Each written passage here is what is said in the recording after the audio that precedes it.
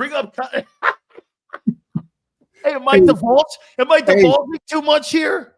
Ed was very quiet.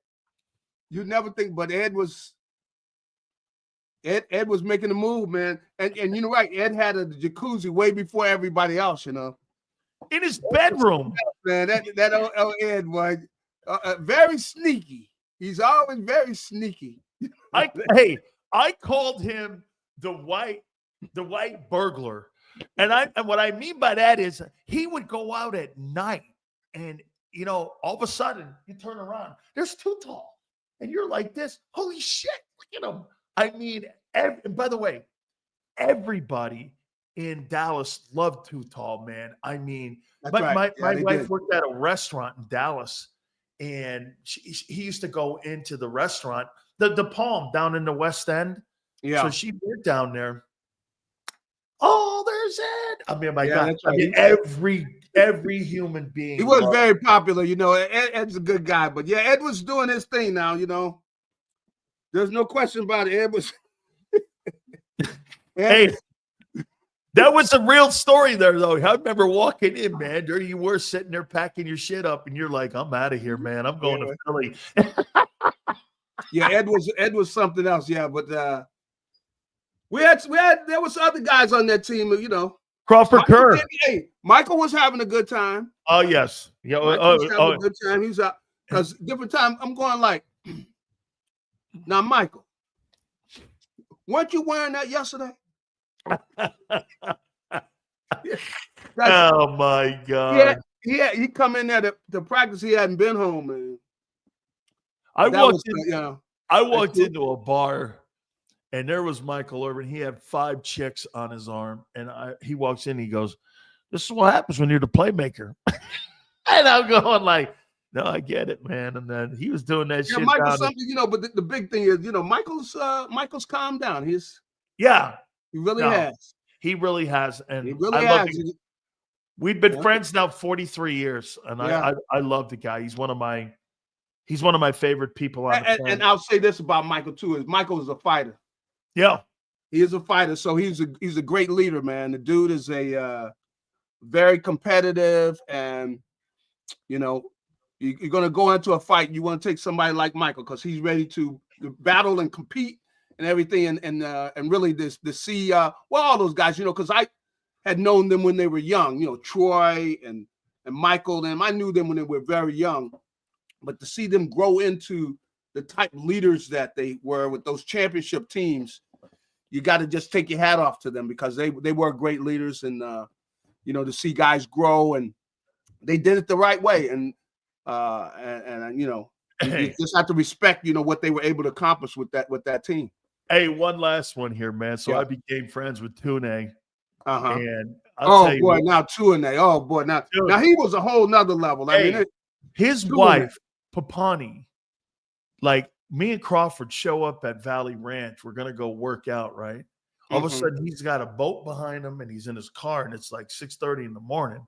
Yeah. And I go, "What are you doing?" Wait, you going fishing, huh? No, listen. He goes, I go, "What are you doing?" He goes, "She threw me out again." I go, "What?" And he goes, I go, "You've been sleeping here?" He goes, "Holy shit, man. She was one tough Samoan, man." Well, I mean, wow. Well, hey, you know, don't give that guy margaritas, man, because you give him margaritas, he can't handle his liquor, man. Yeah, well, Tuane, when it came to alcohol, man, the guy was, you know, he was on a whole nother level. I mean, this guy's on a whole nother level. I just a crazy dude. Well, hey, give me your takeaways, man, on what you, speaking of Cowboys, give me your takeaways, man, on what you saw with. By the way, that Cowboy team was probably as bad as that 1-15 team that we saw back in the day when you and I were there. That team there yesterday was much worse. I think so. Give me some takeaways, Gary, that you had with how the Eagles played. You know, I thought I can't say enough about the way the defense is playing. I mean, they really have some guys that are really stepping up defensively, and they're getting better every week. You know, you look at the linebackers. Guys are playing better every week with the way everybody in the middle of that defense, they're playing better. I mean, the tackles, the D-line. I know they were playing against a team which I can't say much about, the Cowboys offensive line. You just didn't see what you feel was a good group. But I got to give it to the Eagles. They're playing better defensively. And every week they're playing smarter with the way that they're dealing with patterns and being able to talk and communicating. Because when guys if you're playing a zone, you got to be communicating as if you're really in man-to-man, because you're sliding guys off, but you got them in a certain area and everything. But you got to play like you're playing man-to-man, because if you play zone defense where, like let's say kids in college or in high school play, all you're going to do is watch people catch the ball, So you got to be able to talk them through like you're playing basketball. And they're doing a good job of that. They're communicating with each other. I see, Cooper DeJean getting in that. I can't say enough about Mitchell and the way he's playing. So I really like the way the defense is playing better and better. Of course, offensively, Jalen got off to a slow start with the turnovers. But, eventually they got it going, and he was doing some things. And the sacks too, Gary. Yeah, right. And the sacks, and I don't know what he was seeing. I don't know what it was holding him up. But eventually he kind of got in sync and got going. But the Eagles offense, they got to play better than that if they're going to beat Washington. They can't be having a time where you take that long to get going and you're turning the ball over there. Of course, turnovers are a huge point. You cannot do that. And so they got to play better. I think they're capable of doing that because they did eventually get in sync. But they got to play better. They got to play the way they're capable, because you're at the point of the season now where you're going to be making the decision about who's going to the playoffs, who is going to go into the playoffs and have home field advantage, all these type of things, the things that you want to accomplish if you're going to make the playoffs. And this is what you look forward to. So I think it all wound up working out. But, they're playing against an awful team. And they got to play much better against Washington if they want to beat them. And this is what it's all about. They're playing for, a first place in this division. And you're talking about home field advantage and all those type of things. And if they can beat the good teams, they're not really playing. They don't have the toughest of schedules. If they can win these games, the ones they play, I know they got to play Baltimore too. But they can put themselves in a great position going into the playoffs, and they just need to play the way they're capable. We've seen them play, good football, but we got to see that now. Everybody's got to step up, and I know they're looking forward to it, and we're looking forward to it. So I would make this point to what you just said. They've only beaten one team with a winning record, and I think what you're saying here is the next 3 weeks. And, I think you and I look at it a little different to what the fans look at it. We look at it in not so micro, but in more macro, in that, how are you playing? Who are the opponents that you're playing? Give me some trends of what you're seeing. Like you said, the team defensively is elevating. These next 3 weeks, though, you've got Washington on a short work week on Thursday. Yep. Then you turn around and you've got the Rams, who have a high-powered offense, and you're going to have Cooper Kupp and Puka Nacua and a really good running back. Pretty decent defense on that side of the football with guys that they have on that side. Then you're going to get Baltimore on the tail end of that. Are you going to know more if they're a true Super Bowl contender after that trifecta of teams there, knowing that what they've done in the past can kind of be validated over the next 3 weeks? Yeah, without a doubt, we're going to find out. And, I think that they need to go into the game. They've got all the elements, I think, to be an outstanding team. But, they got to play the way they're capable of. And, if I were, in charge of things, I definitely would have no problem leading with my running game, because I want to get that running game going. If I can get the running game going, then it makes everything easier, because then it opens up everything. And I also think, they can show run and give them the play action pass look, because I think the people respect the Eagles running game so much that if they do go play action pass, the defense is going to respond to that. They're going to be thinking run. like early, first down, they're thinking run. There's no doubt about it. So I think they're in a position where they can get things going, but they got to take care of the ball. And, we know the Jalen just got to take care of the football and make sure we're not lackadaisical. I think on the interception, he threw that ball late, and he should have threw it higher. Yeah. Because you got a tight end, you got a cornerback trying to cover a tight end, and that cornerback, he's an outstanding athlete and everything. But what is he? 5'10", 5'11", 6 foot at the – not even that. You throw the ball up to Goddard, you could throw it high, and you're not going to get that ball picked off, even though, he threw the ball kind of late. And then he's got to keep two hands on the ball. I mean, these are fundamental things that he knows, and he's been, they've been talking to them about, I'm sure. And, the things he brings into play, which is his legs, being able to take off and run, it breaks the back of a defense, man. You got the defensive lineman. I know you've been through this, Dan. You're working hard to get to the quarterback. You almost got him in the son of a gun, gets loose and runs for 15 yards. It's a killer.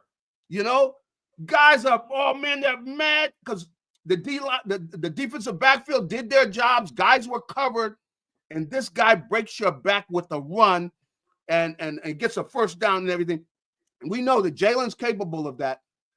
He needs to take advantage of it, continue to do that when the time is there. But I think if they get the running game going, it's going to make things easier with the passing game. And I think they can beat Washington, especially, like I said, because of the way the defense is playing.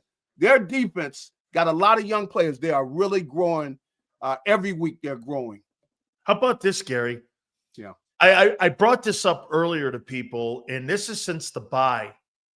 So Jalen Hurts right now, and again, people look at things and go stats. You and me see stats, and we see trends.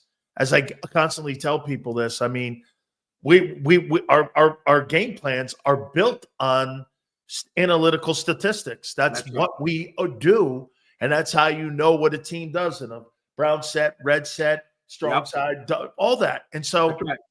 I went back and I looked at what he's right now trending.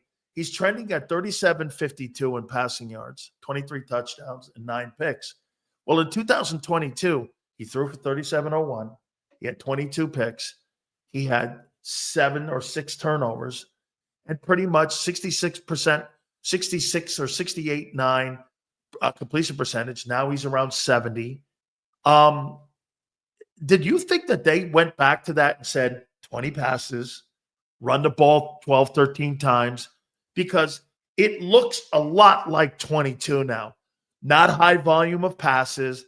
Barkley's kind of changed the dynamic a little bit, obviously, because of what he's done from scrimmage. I mean, do you think they had an epiphany and said, well, you know what, Gary, we're not going to throw the ball 37 times because they still tried doing that shit in games. Look at what they did here. Yeah. Against Dallas. The first 4 series, they were throwing the ball. They had 3 and outs. Yeah. They took sacks. That's and right. When they went back to, like you said, Hurts taking off, he was breaking the back of the Cowboys, who had got home with 5 sacks. That's right. And then when he took off, that ended it, and it really put them to sleep in the second half. Do you think they had an epiphany of that and said, we're going to do that style more than the style we did in 23? I most definitely think that they are, have thought about this. I understand how they feel about, advancing the passing game and everything, but I don't know that, that's the strength, see, because you want to be able to do something where you can do it every week, regardless of who you're playing. We come out, we're running the ball on you. Now, the Eagles can do that. They got an offensive line that they can come in and say that we are going to run the ball. We're not asking you for permission to run the ball. We're running the ball on you. And then once they have some success there, and because of the way Barkley is, and you got to understand, if you're looking at tapes of Barkley and you're seeing him break all these long runs, if you're the defensive coordinator, you're going like, look, you guys, I want you thinking about this running game. You're not going to, you're going to force them to have their mind on the running game. And that's what's going to open up everything when you do go play action pass. And you're limiting the number of times you're throwing. And that's why you can see that when they were throwing, they're throwing the ball downfield too. They're taking their shots. And they're looking to have some opportunities where they're looking for big plays when they're throwing because they know they're not going to throw but so much. And I really think that's Jalen and his strength. I think throwing the ball 30, 35 times is too much. And I don't think that's his strength. And so I think that when he's able to go play action pass, utilize the quality of the Eagles running game, because I think they can run the game they can run the ball against Washington too. They don't have a great run defense. I think they can run the ball against them. And if they do get the running game going, then of course everything else is just, it's going to be a big day for them offensively because, once they get that running game going. But I do think you limit the number of times you throw the ball. You don't want to come out and throw the ball 30, 35, 40 times. No, I don't think that's their strength. Garry, do you think the defense has outplayed the offense so far this year? Well, I think as things are going, the way the thing is trending, yes, they are. Has it surprised you too? Has it surprised you? Yes, and the defense has come and look at the consistency. Now, They haven't been good teams, but really, come on. The Cowboys aren't a good team on either side of the ball. They're not a good team. So you can't say, well, the defense is playing better because the Cowboys' offense is so bad. Well, the Cowboys' defense is bad too.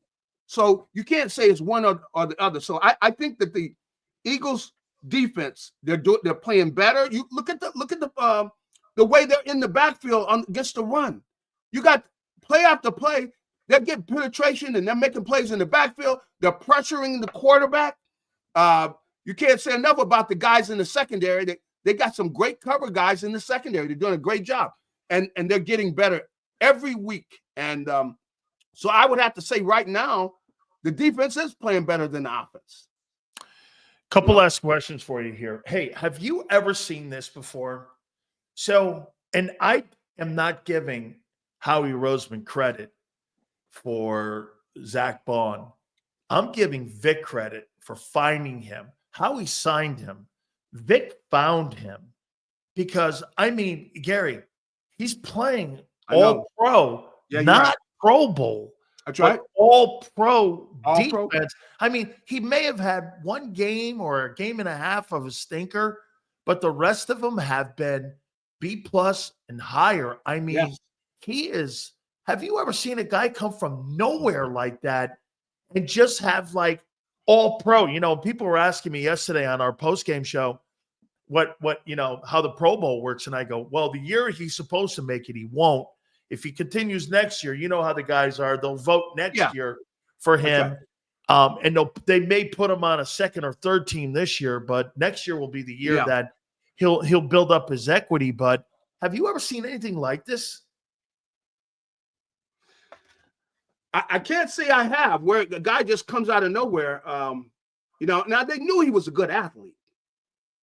But they were projecting him. But Garry, they were projecting him as an edge guy, not as an inside guy. Well, the thing that's jumping out is the guy he's an intelligent football player, playing smart football. You can see he's reading the a lot of times, they got the big offensive linemen.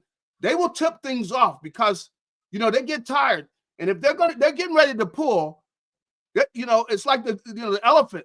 The elephant, you're going to kind of know which way the elephant is going because they're leaning back because they're getting ready to pull. So they kind of tip that off. And he's getting where he's smart. You see, he's reading things and he's making plays in the backfield. He's not only making the tackle, he's making the tackle 2 yards deep in the backfield. Play after play after play. And he's just playing great football. I think that's the thing is his football intelligence. And I don't know who their linebacker coach is, but he's doing a good job on both of the linebackers because you see Nakobe Dean is playing better.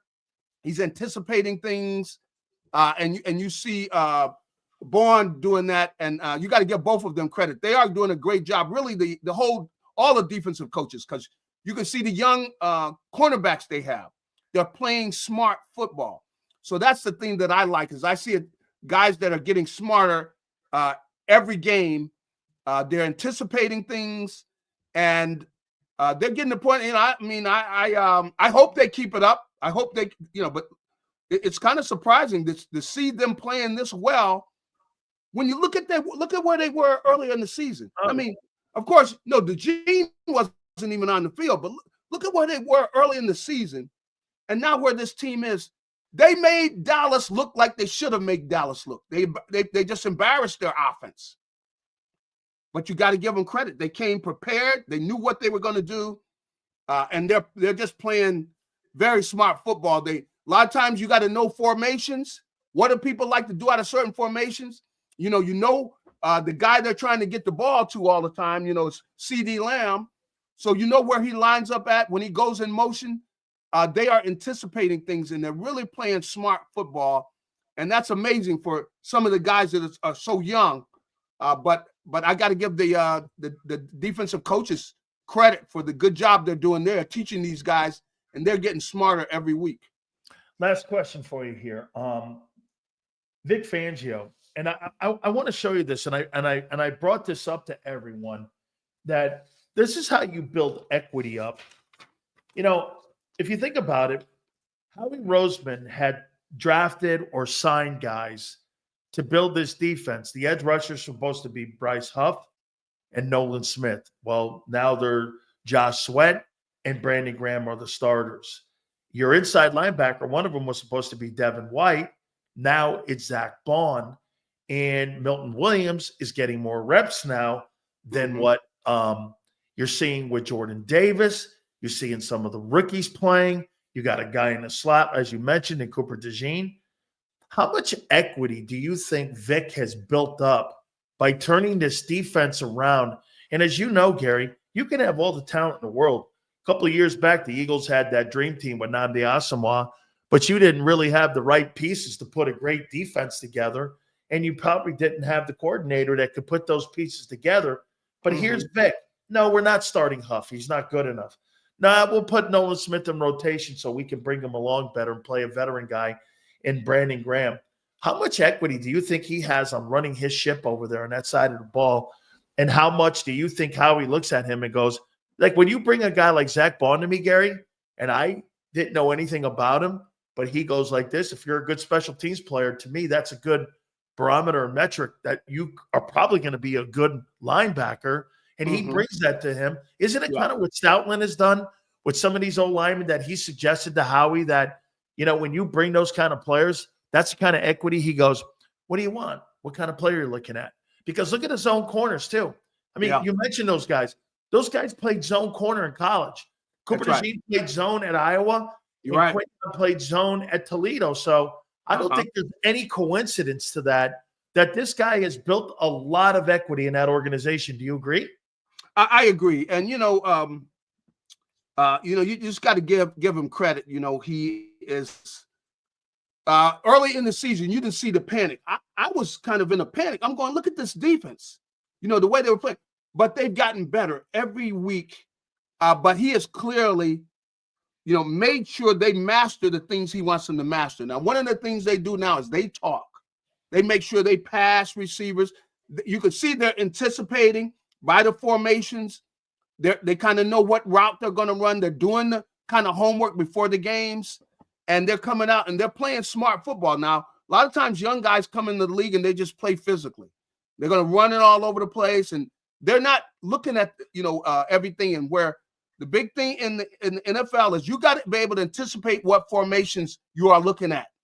And you got to be able to anticipate what they're going to do. You got to know the receivers and what routes they like to run. And they are doing their homework. And so you could see them ready to jump routes, and they were really frustrating the Cowboys because they were running some of their routes for them because they did the homework that they need to do. But of course, when they deal with Washington, Washington's got some playmakers, man. And, the Daniels, of course, he's got a big time arm.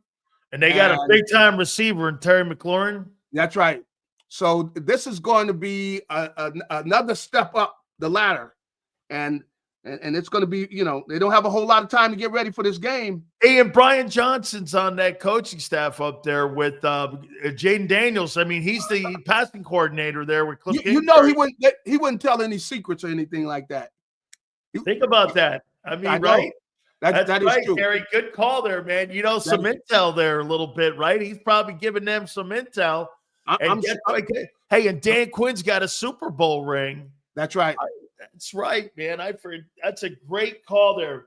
Cobb, I appreciate it, my friend. I mean, this is going to be hey, by the way, do you think one last one? Do you think that they were working a little bit pseudo-wise on the game plan, kind of mixing it a little bit, knowing that they had a short work week that, because it played the script. They were able to get the guys off the field.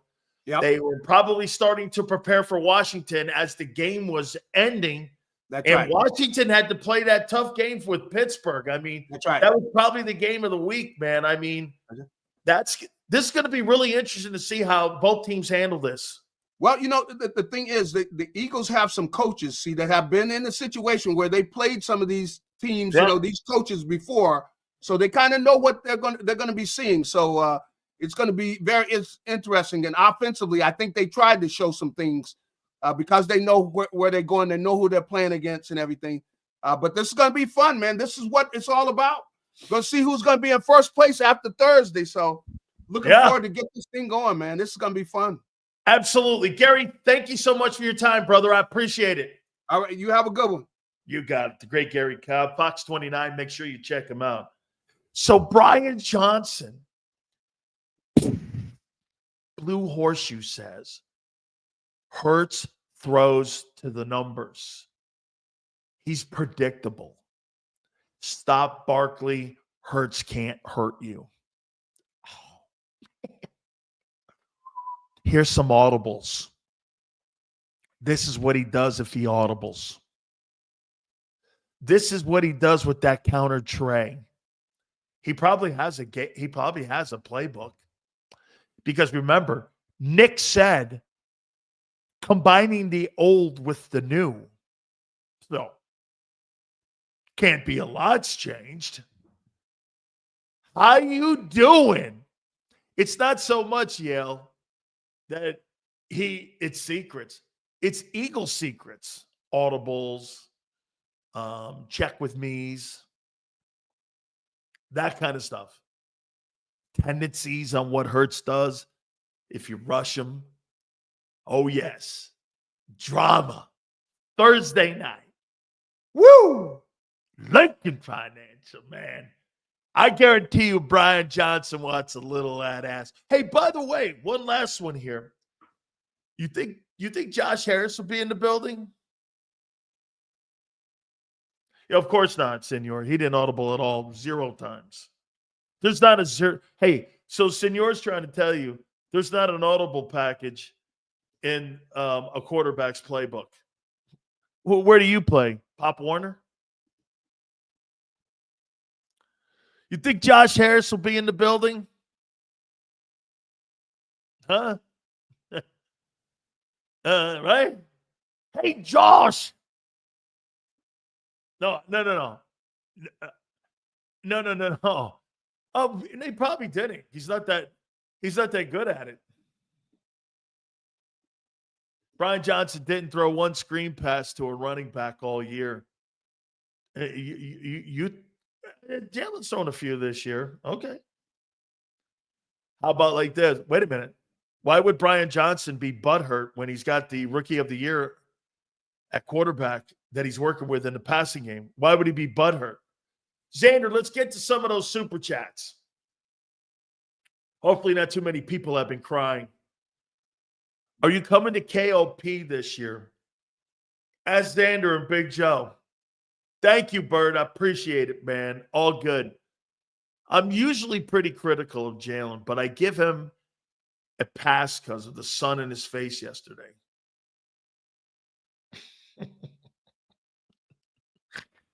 Oh, my God. You give him a pass because the sun was in his face. Football's played outside. Hello. The sun's in his face. Let me guess. What's next? The field sucked. Good night. Holy shit. I give Jalen a pass because CD said it. Hey, we need shades. And at AT&T. Good grief almighty. Blinded by the light. That's what most of you are every year when I talk. Is blinded by the light. Hit the like button. Let's see where we are.